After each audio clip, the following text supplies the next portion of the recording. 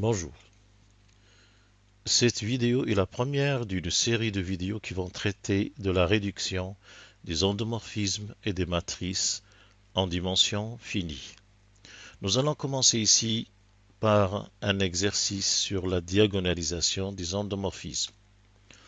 Soit f un endomorphisme d'un espace vectoriel réel E de dimension finie, vérifiant f rend f moins l'identité rend f moins 3 fois l'identité égale 0. Ça veut dire la composée des trois endomorphismes qui sont là est nulle. Mais les composés 2 à 2 ne sont pas nuls. F rend f moins l'identité n'est pas nul. F rend f moins 3 fois l'identité n'est pas nul. Et f moins l'identité rend f moins 3 fois l'identité n'est pas nul. Première question. À partir de l'égalité 1 qui est dans la deuxième ligne, trouvez les éventuelles valeurs propres de f. Les valeurs propres possibles pour f. Alors nous allons d'abord répondre à cette question. Nous allons traiter question par question pour ne pas perdre de temps. Alors nous savons que f vérifie la composée des trois endomorphismes f rend f moins l'identité rend f moins 3 fois l'identité égale 0. Posons P de x, le polynôme de R de x défini par P de x égale x fois x moins 1 fois x moins 3. La composée des trois endomorphismes n'est autre que P de f. P de f est égal à f, le produit est remplacé par la composée, 1 est remplacé par l'identité, et f moins 3 fois l'identité. Donc, par hypothèse, P de f est nul. Là, on voit que P est un polynôme annulateur de f.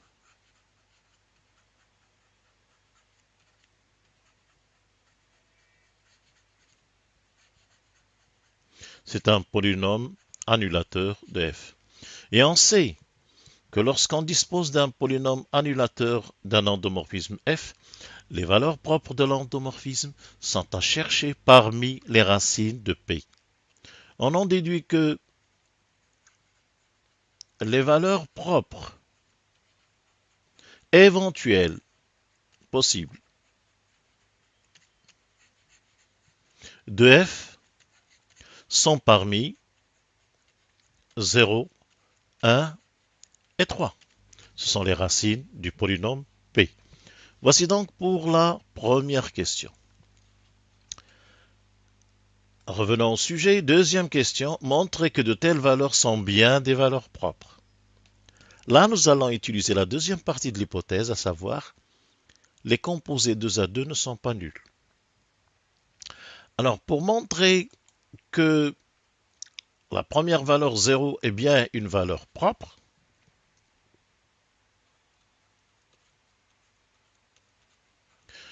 nous allons utiliser le fait que f moins l'identité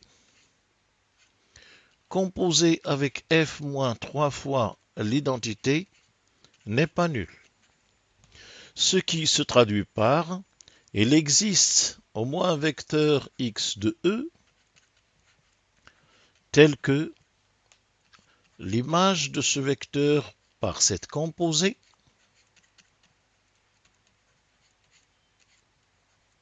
n'est pas nulle. Donc x est a fortiori non nul.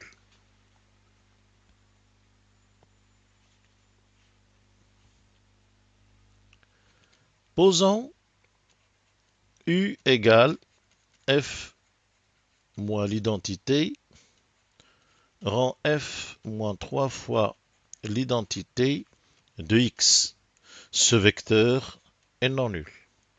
Et si nous calculons f de u, nous trouvons que c'est égal à f composé avec f moins l'identité, composé avec f moins 3 fois l'identité de x, et qui est nul d'après l'égalité 1. Donc, U est un vecteur non nul qui vérifie f de U égale 0. C'est donc un vecteur propre associé à la valeur propre lambda égale 0. Pour lambda égale 1, pour montrer que c'est une valeur propre, nous allons utiliser le fait que f composé avec f moins 3 fois l'identité n'est pas nul.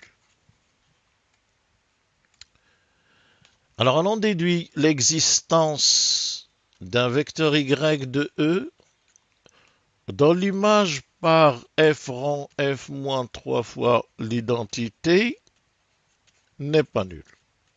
Y ne peut pas donc être nul. Et posons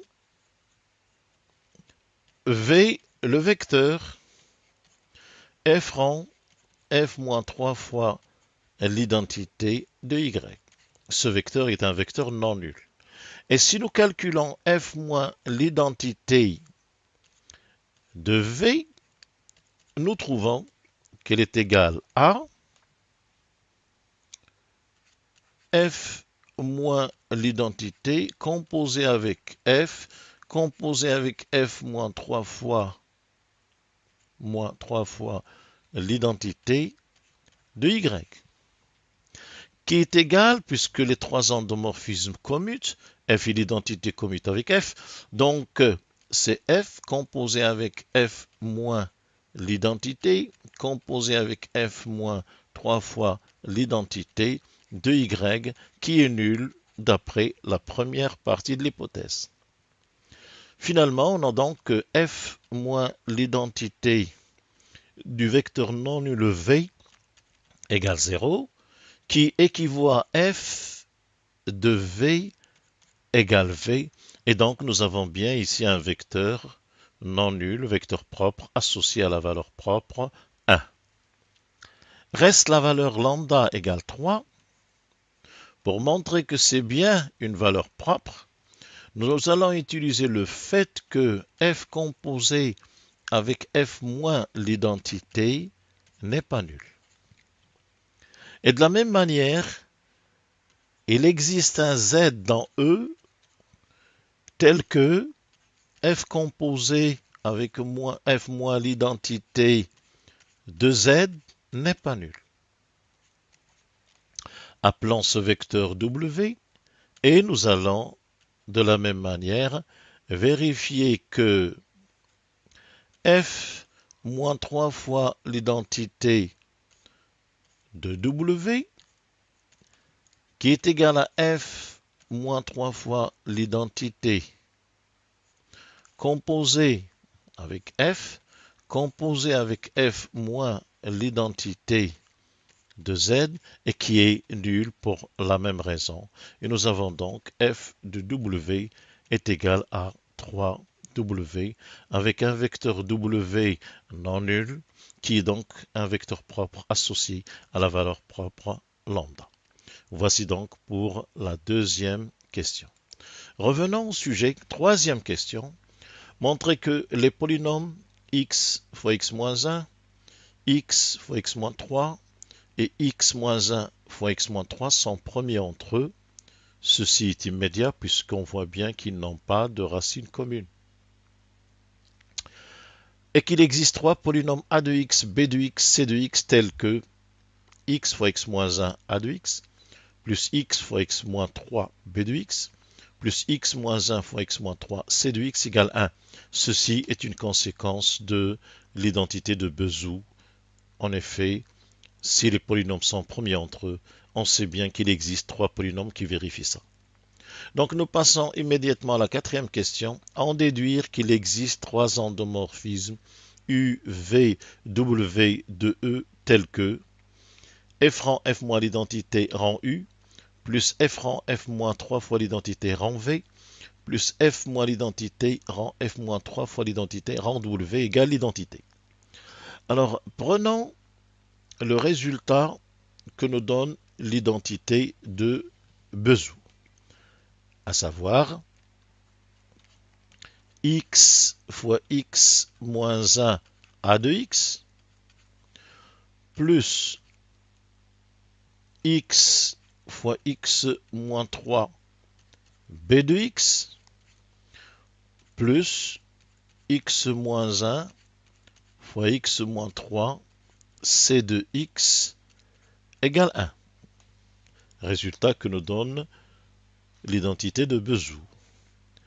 Par conséquent, si dans ce polynôme, nous prenons x égale f, elle nous donne f composé avec f moins l'identité, composé avec a de f, plus f composé avec f moins 3 fois l'identité composé avec b de f, le produit est remplacé par une composée, plus f moins l'identité, composé avec f moins 3 fois l'identité,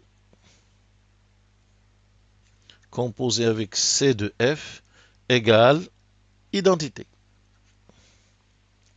Et donc, il suffit de prendre u égale a de f, l'image de f par le polynôme a,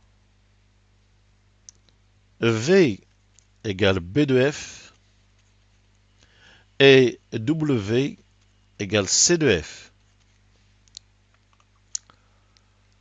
Question suivante. Soit x dans E quelconque, dans quel sous-espace se trouve le vecteur f rang f moins l'identité rang u de x?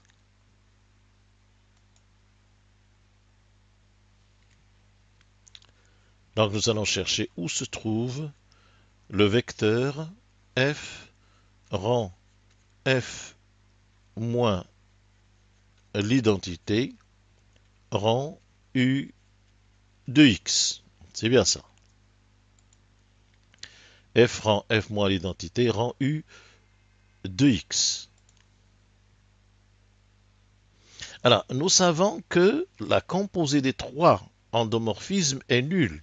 Donc, si nous calculons f moins 3 fois l'identité composée avec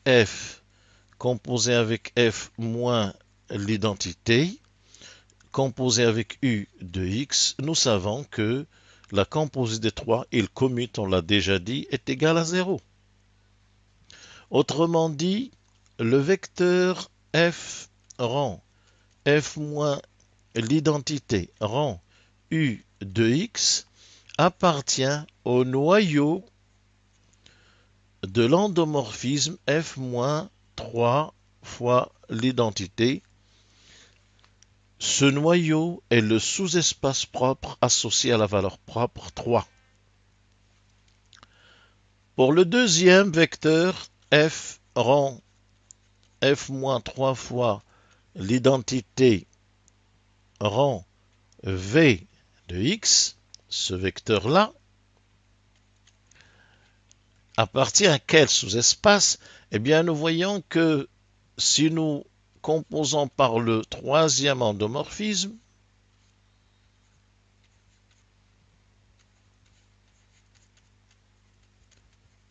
puisque la composée des trois endomorphismes est nulle, nous allons trouver 0. Autrement dit, ce vecteur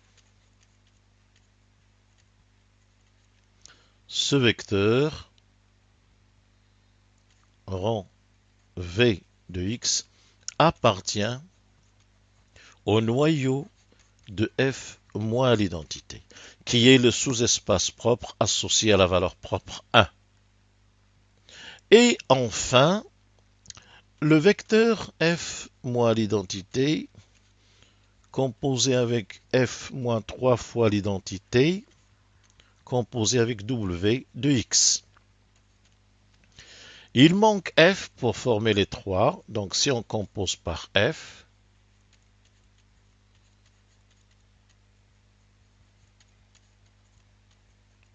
nous trouvons 0.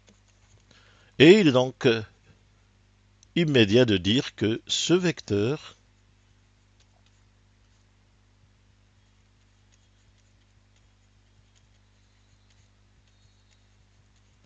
appartient Au noyau de F, qui est le sous-espace propre associé à la valeur propre 0.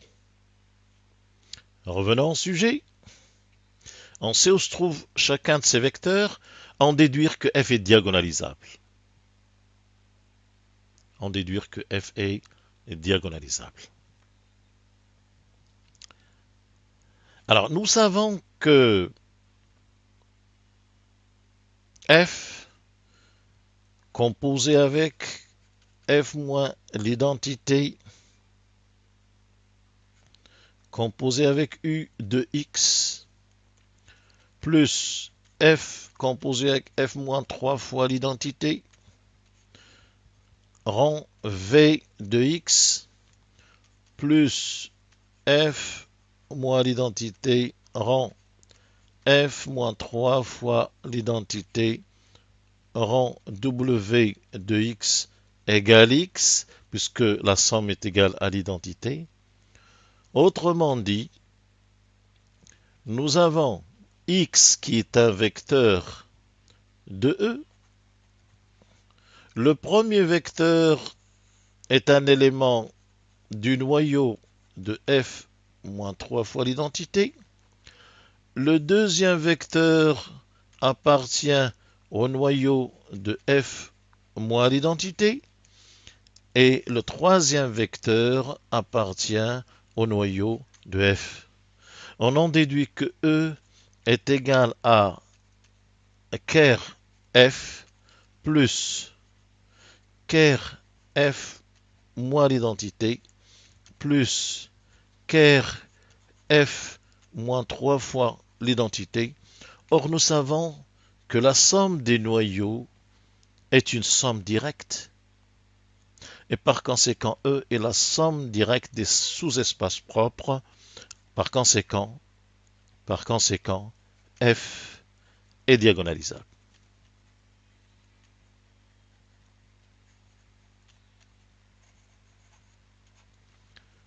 Je vous remercie.